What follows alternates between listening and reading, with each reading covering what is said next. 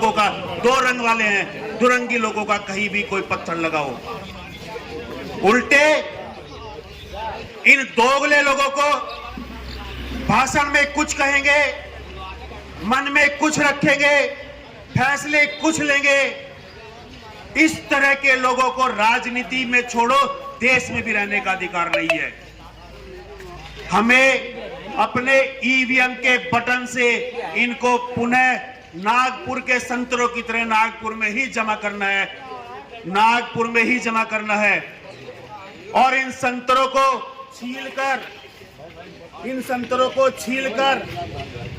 इनके छिलकों से इनके ही आंखों में अब बटन दबाकर वो जो मिर्ची है वो लगानी है। साथियों, आप हमेशा अच्छे इसके साथ रहते हैं, विकास के साथ रहते हैं, उसी के साथ फैसला लेते हैं। एक बात ध्यान रखना, उस छिपकली के बच्चे को मगरमच्छ मत बनने देना, वरना कानपुर विधानसभा के चारों तरफ देख लो और किस तरह से तू मैं किस तरीके से वीडियो डालते थे। ओ मेंढक के मुंह वाले, ओ फलाने, ओ तुम पहलवान, ओ तेरी पहलवानी निकाल दूंगा, ओ तेरी मां कहां की है। ये काम होते हैं विधायक के। शर्म से डूब कर मर जाना चाहिए कि कैसे कैसे विधायकों को चुन लिया यहाँ पर है, वो काम नहीं करते हैं। और इस तरह की भाषा सोशल मीडिया पर क्या हमारे अंदर दिमाग नहीं है, क्या हमारे अंदर दिल नहीं है कि हम इस तरह की भाषा को बर्दाश्त करेंगे। और आप सांसद बनने का सपना यहां पर देखते हैं, हरिद्वार की पावन धरती को बदनाम करके सपना देखते हैं। ऐसे विधायक की, ऐसे सांसद की यहां कोई जरूरत नहीं है। इससे अच्छा तो हम बिना सांसद के भी रह लेंगे। साथियों, जिसको आप पिछले 25 सालों से आजमाते आए हैं, जो 25 सालों से आपके बीच में है और उस समय से बीच में है, याद करिए जब ये सीट रिजर्व हुआ करती थी तब कोई सपना भी नहीं देखता था कि सामान्य सीट का कोई सामान्य आदमी कोई चुनाव लड़ कर दिया है। आज की जो बैठक है, ये आज की जो मीटिंग है, और आपके जोश को देखते हुए कि किस प्रकार से केतली वाले की ऊपर की तली रह जाएगी, ऊपर का निमट जाएगा काम। आपने हमेशा सही निर्णय लिया है, सोच समझ के। लोगों को, हिंदू मुस्लिम सब लोगों को समझदारी से, बड़ी होशियारी से काम लेना है। और ये चुनाव आप लोग जीत रहे हैं साथियों, विश्वास रखना। 19 तारीख को जब आप अपना मत देकर आएंगे तो आपको लगेगा कि आपने सही काम किया है, आपका निर्णय का टिकट रहा। उसके बाद ऊपर से आदेश आया कि इसे हटाओ। और हमारे साथी हैं मौलवी साहब, क्या नाम है, जमील। अब कोई आदमी जानता है जमील को कहां का रहने वाला है? किसी ने उसे पहले यहां देखा? उसे टिकट देकर भेज दिया। तो बहन जी, फिल्में सब लोग देखते हैं टीवी में, जब कोई विलन किसी को किडनैप कर लेता है तो उसकी कनपट्टी पे पिस्टल रख लेता है और उससे कहलवाता है। तो ऐसे ही बहन जी भी कैप्चर है नरेंद्र मोदी के द्वारा। 80 रुपए।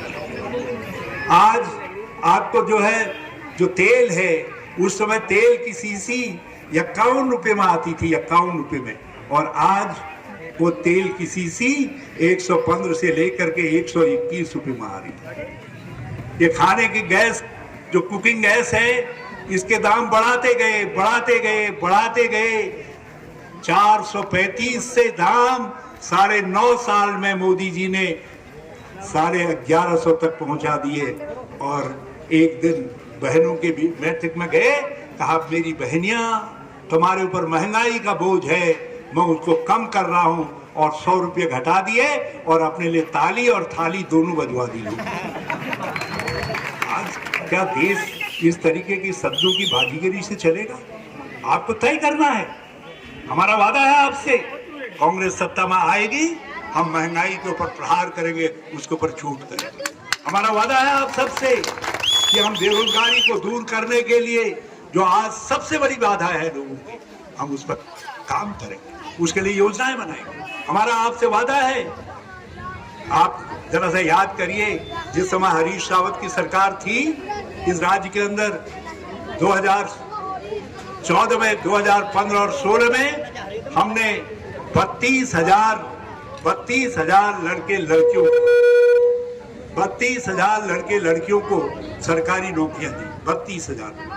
और मैं आप सबके सामने कह रहा हूं, मेरे बाद जो मुख्यमंत्री बने श्री त्रिवेंद्र सिंह रावत, जो आज एक उम्मीदवार के रूप में चुनाव के मैदान में हैं, यदि त्रिवेंद्र सिंह रावत ये गिना दे कि उनकी सत्ता में वो 3 साल 8 महीने मुख्यमंत्री रहे, मैं 3 साल मुख्यमंत्री रहा, मैं 32,000 लोगों को सरकारी मुलाजिम बना करके गया। 32,000,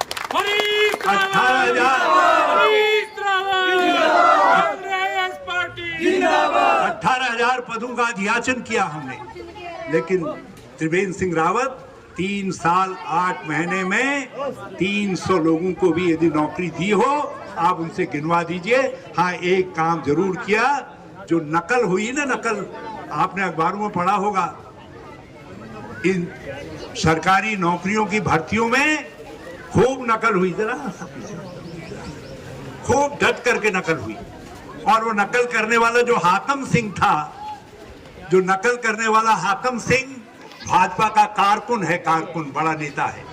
और उस नेता का, हाकम सिंह का हाकम, यदि आप खोजने चलेंगे तो आपको अपने अड़ोस पड़ोस में वोट मांगते हुए उनका पोस्टर दिखाई देगा। यह है त्रिवेंद्र सिंह सरकार की देन, भाजपा सरकार की देन। हमने नौकरियां दी, उन्होंने इस राज्य के लोगों को नकल देने का काम किया, हमने अकल देने का काम किया, उन्होंने लोगों की शकल बिगाड़ने का काम किया। यह है भाजपा की पहचान, यह है भाजपा।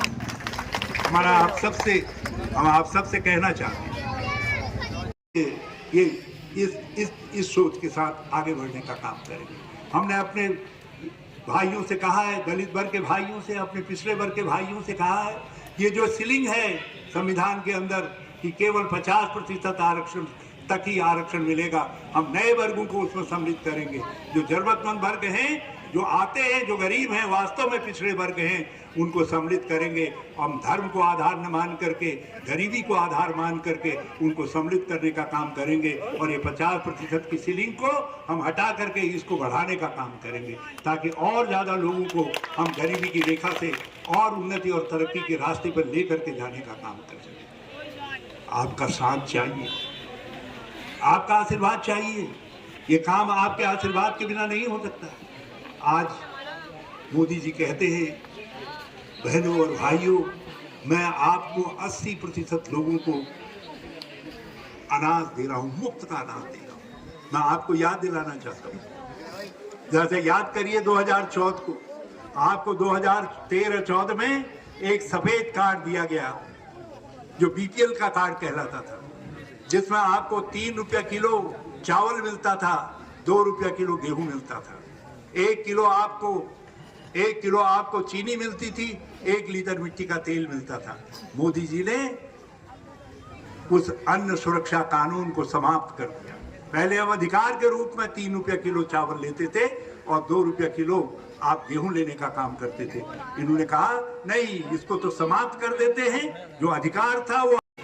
हस्तियां मौजूद हैं मंच पर, उन सब से ममता राकेश जी सहित, सुभान खान साहब सहित, भाई मुनीर आलम जी, परवेज नासिर जी,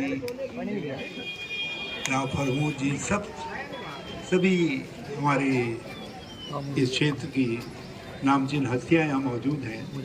आप सबको सलाम करने आए हैं। रुकुद्दीन साहब की दरगाह पर माथा टेकने के लिए, श्रद्धा करने के लिए आए हैं। मैं नाम न लेने की आप सबसे इजाज़त चाहता हूँ और सीधे सदर मोहतरम कहकर अपनी बात शुरू कर सकता हूँ। और आप सब, क्योंकि मेरे सामने जो लिस्ट रखी है वो करीब 150-200 नाम हैं, तो मेरे लिए सिकरौड़ा का हर वासिंदा बहुत अजीज है। ये मिट्टी, यहाँ की सब खुशबू, यहाँ की सारी खासियतें मेरे लिए अजीज है। इसलिए मेरे सामने सवाल ये है, किस नाम को लूँ, किस नाम को छोड़ूँ। तो इसलिए मैं सारे सिकरौड़ा वासियों कहकर, सभी बुजुर्गवार, नौजवान दोस्तों और दूर जहाँ तक यदि मेरी आवाज़ कहीं पहुँच रही हो, आपके बेटे का हक था, जो आपके अड़ोसी पड़ोसी की बेटी का हक था, इन्होंने वह हक दबा दिया।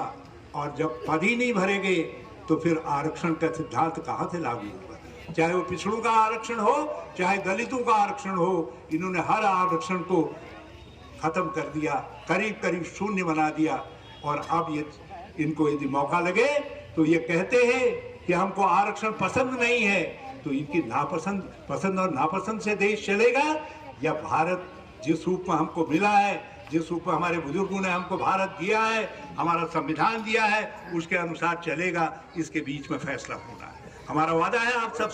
तो हम सत्ता में आने के 1 साल के अंदर केंद्र सरकार में जो 60 लाख के करीब पद खाली हैं, उन सबको भरेंगे। आपके बच्चों को आप उनका हक तकसीम करने का काम करेंगे, हक देने का काम करेंगे। और फिर भी कोई नौजवान लड़के लड़की यदि बेरोजगार रह जाएंगे, कोई भी डिप्लोमा होल्डर लड़का, कोई भी ग्रेजुएट लड़का, उसको हम अप्रेंटिसशिप करवाएंगे 1 साल, 1 लाख रुपया देंगे 1 साल का अप्रेंटिसशिप करवाने। और हमारी गारंटी है